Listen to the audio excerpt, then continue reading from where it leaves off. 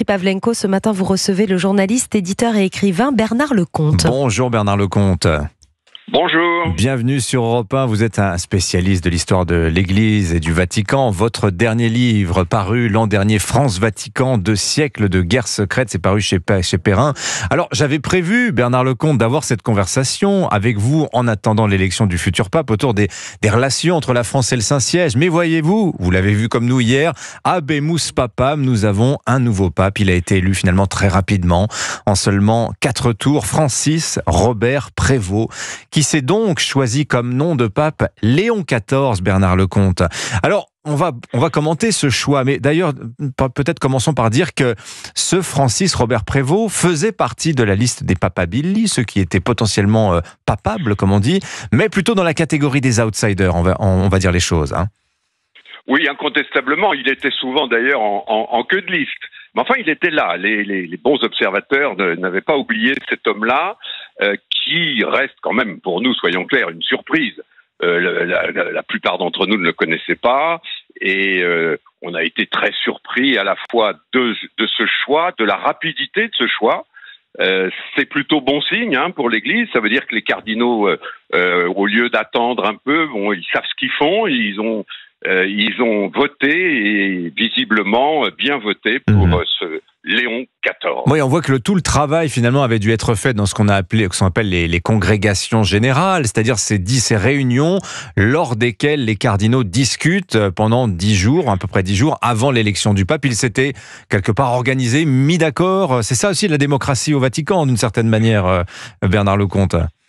Oui, tout à fait. D'ailleurs, nous, ce que nous n'avons pas vu, c'est évidemment que Prévost était bien connu des cardinaux, parce qu'il est à la tête de la congrégation des évêques. C'est-à-dire, il faut bien avoir en tête que les évêques, c'est toute la terre. Il y a 5400 évêques sur terre qui connaissaient très bien cet homme-là, et donc au fond, il était beaucoup mieux connu à l'intérieur qu'à l'extérieur. C'est un peu le DRH du Vatican, c'est peut-être abusif de le dire comme cela, mais enfin au moins on voit un petit peu. Il dirigeait ce qu'on appelait le dicaster pour les évêques. C'est ça, oui. Le DRH, c'est bien trouvé. C'est exactement ça, et ça veut dire aussi qu'il connaît bien la curie, ce qui n'est pas négligeable à un moment où on sait bien que le pape François et la curie, ça marchait pas bien.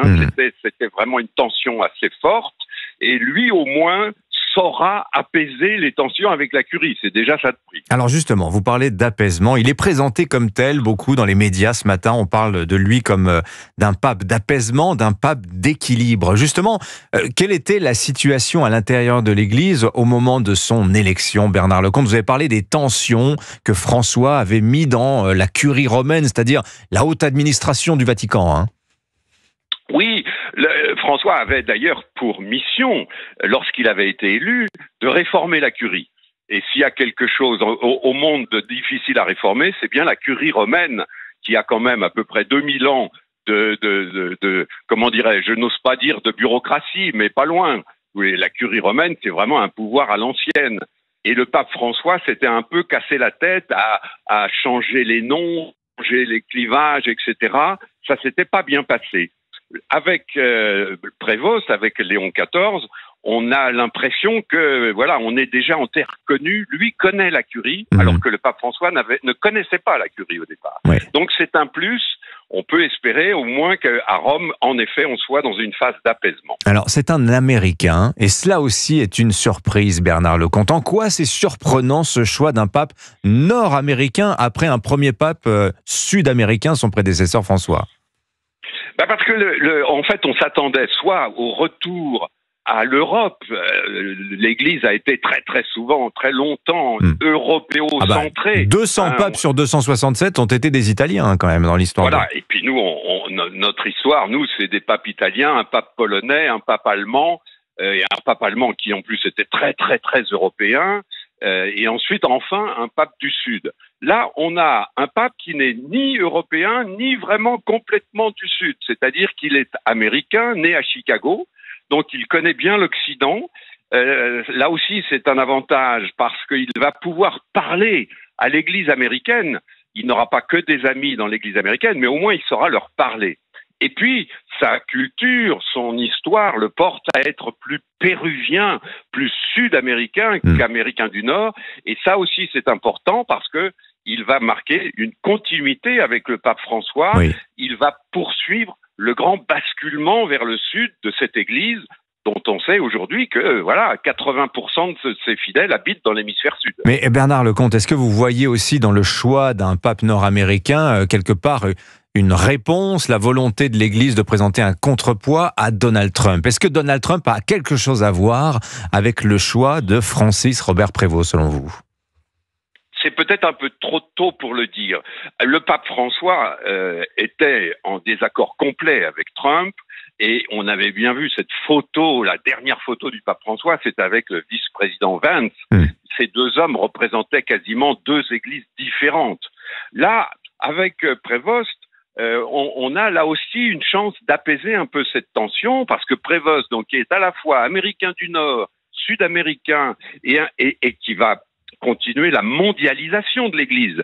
On ne peut pas considérer l'Église autrement aujourd'hui que d'abord mondialisée. Absolument. Ce que le pape François appelait les périphéries. Donc, on peut avoir en fait une chance d'apaisement, mais il faut pas rêver. Prévost et Trump, c'est pas la même planète. Ah oui, ça c'est certainement. J.D. Vance, son vice-président, qui est catholique, je le précise, parce que c'était là une des raisons qui expliquait que J.D. Vance a absolument voulu voir le Saint-Père. Voilà. Alors, catholique traditionnaliste, catholique très réactionnaire, ce qui évidemment pose un gros problème à l'Église d'aujourd'hui. Bon, Léon XIV. Alors, on lit partout que ce nouveau pape a choisi délibérément ce nom pour la filiation que cela crée avec son prédécesseur Léon XIII. Léon XIII, dernier pape du 19e siècle et pape, dit-on, de celui qui introduit la doctrine sociale de l'Église. Vous y voyez cela? Qu'est-ce que ça veut dire exactement selon vous? Qu'est-ce qu'il recherche? Alors moi, je crois en effet que c'est pas du tout un hasard. Quand on s'appelle Léon XIV, c'est qu'on est dans la filiation de Léon XIII, qui a été le pape le plus progressiste et le plus novateur, le plus réformateur de tout le 19e siècle. C'est pas rien. C'est le pape, vous l'avez dit, qui a inventé la doctrine sociale de l'Église. Oui. C'est une encyclique très connue encore aujourd'hui qui s'appelle Rerum Novarum, et c'est un signe très très fort. Et puis nous, les Français, on se souvient que c'est le pape qui avait invité fortement les catholiques françaises à accepter la République. Ce n'est pas rien dans le contexte de l'époque, le contexte de la séparation, des bagarres entre l'Église et l'État. D'une troisième République qui rompt les relations diplomatiques avec le Saint-Siège à ce moment-là. C'est ça, donc c'est pas rien ce souvenir. Quand même, c'est un pape très moderniste. Il n'avait pas été écouté par les catholiques français d'ailleurs. Mais son geste avait été très fort. Juste pour être précis, Bernard Lecomte, vous dites pape très progressiste, Léon XIII. C'était pas non plus un pape que l'on pourrait dire de gauche, parce que, disons que plutôt, la doctrine sociale de l'Église, c'est se frayer un chemin entre le socialisme et le capitalisme, quand même. C'est un petit peu ça. On défend le travail, mais on défend la famille, on défend la personne aussi. C'est très particulier. Tout à fait. Mais vous savez, moi, je ne crois pas qu'il y ait des papes de gauche. C'est pas une expression adaptée. Il y a des papes qui sont plus ou moins centrés sur la transmission du dogme, qui sont conservateurs, et puis des papes qui sont très préoccupés d'adapter l'Église au monde. Et c'était le cas de Léon XIII. Il était très inquiet de voir que son prédécesseur, le pape Pie IX, avait fait le syllabus. Alors on ne sait plus ce que c'est aujourd'hui le syllabus. C'était un truc très très très réactionnaire. On interdisait à l'Église toute la modernité du monde. Donc la référence à Léon XIII est une référence quand même qui plaide pour l'adaptation de l'Église au monde, mais d'une façon en effet extrêmement équilibrée. Merci à vous, Bernard Lecomte, d'être venu ce matin sur l'antenne d'Europe 1. Je rappelle votre dernier ouvrage absolument passionnant. On n'a pas eu le temps d'en parler, mais ça vaut le coup pour prolonger l'actualité. France-Vatican, 2 siècles de guerre secrète, c'est paru chez Perrin l'an dernier. Merci à vous, Bernard Lecomte. Bonne journée. Merci à vous.